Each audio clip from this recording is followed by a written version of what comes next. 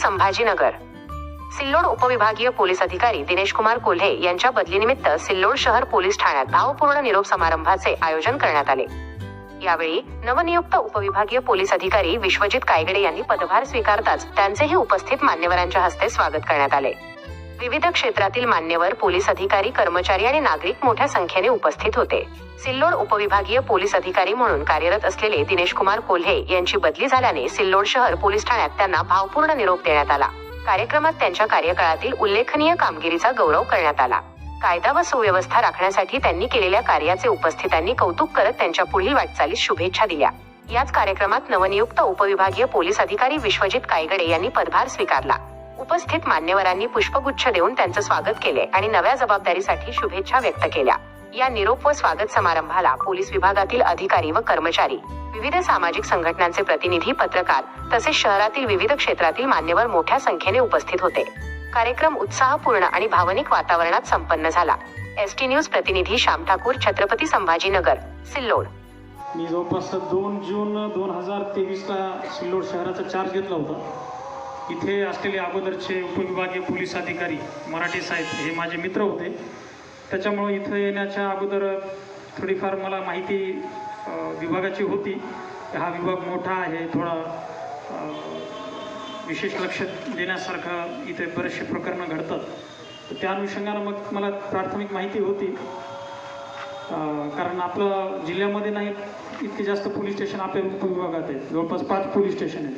बाकी ठिकाणी तर 3 किंवा 4 अशा पद्धतीने पोलीस स्टेशन आहेत. आणि क्राईमही आपला बऱ्यापैकी आहे. तर मागच्या 3 वर्षाच्या कार्यकाळामध्ये सर्वांनी सांगितलं की चांगलं काम केलं, उत्कृष्ट काम केलं, हे केलं, ते केलं. परंतु हे एका व्यक्तीचं यश नसतं किंवा एका व्यक्तीचं हे काम नाही आहे. ही सर्व जी टीम आहे हे सर्व टीमवर्क आहे.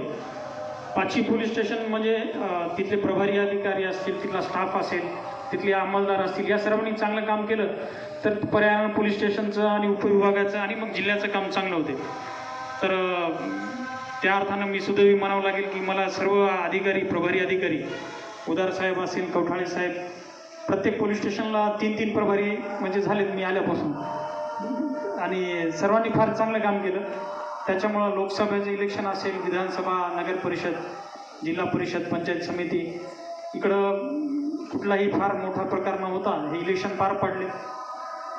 मोठे मोठे आंदोलनही आपल्या उपविभागात झालेत. जसं की औरंगाबादचं संभाजीनगर हे नामकरण झालं, तेव्हाही सोशल मीडियावरती फार वेगवेगळ्या पोस्ट टाकायचे आणि मग त्याच्यातून कायदा सुव्यवस्थेचा प्रश्न निर्माण व्हायचा.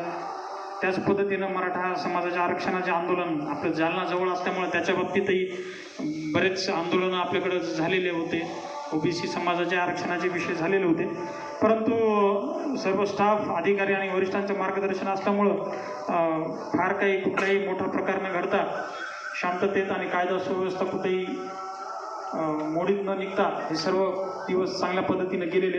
हे सर्व यश खालच्या अधिकाऱ्यांचं, अंमलदारांचं आहे. हे परत मला अधोरेखित करावं असं वाटते. दुसरा विषय आहे की ॲडमिनिस्ट्रेशन किंवा प्रशासन हे कधीच वन साईड कम्युनिकेशन कधीच नसते. कारण वन साईड कम्युनिकेशन असेल तर ते मग ते लोकशाहीच्या भाषेमध्ये बसत नाही. लोकशाही म्हणजे 2 वे कम्युनिकेशन आहे. खालून वरून, अपवर्ड, डाऊनवर्ड या दोन्ही बाजूनं कम्युनिकेशन होणं आवश्यक आहे. आणि आजकाल तर त्याची फार आवश्यकता आहे. बाकी डिपार्टमेंटमध्ये म्हटलं जाते की शासन तुमच्या दारी किंवा शासन तुमच्या इथे तिथे, परंतु पोलिसांचं असे पोलीस कुठपर्यंत घुसू शकतात. 112 आहे, तुमचे वैयक्तिक मॅटर आहेत, बाकीचे प्रकरणं आहेत आणि 24/7 हे तुम्हाला सदैव दक्ष असतात. तर आणि आजकाल बरेचसे मॉडिफिकेशन झाले, चेंजेस झालेले आहेत. त्या अनुषंगानं आमचे लोक त्याला ॲडजस्ट करत आहेत. परंतु सांगायचं म्हणजे सिल्लोड असेल, ग्रामीण असेल, अजिंठा, फर्दापूर, सोयगाव, सर्व ठिकाणचे जे लोकप्रतिनिधी असतील, वेगवेगळ्या समाजाचे नेते असतील, कार्यकर्ते असतील, या सर्वांचं खूप चांगल्या पद्धतीनं सहकार्य लाभलं. त्याच्यामुळं निश्चित हा कार्यकाळ चांगला लागला आणि मला असं वाटतं त्याच्यासाठी सर्वांनी एकदा स्वतःसाठी टाळ्या वाजणं आवश्यक आहे.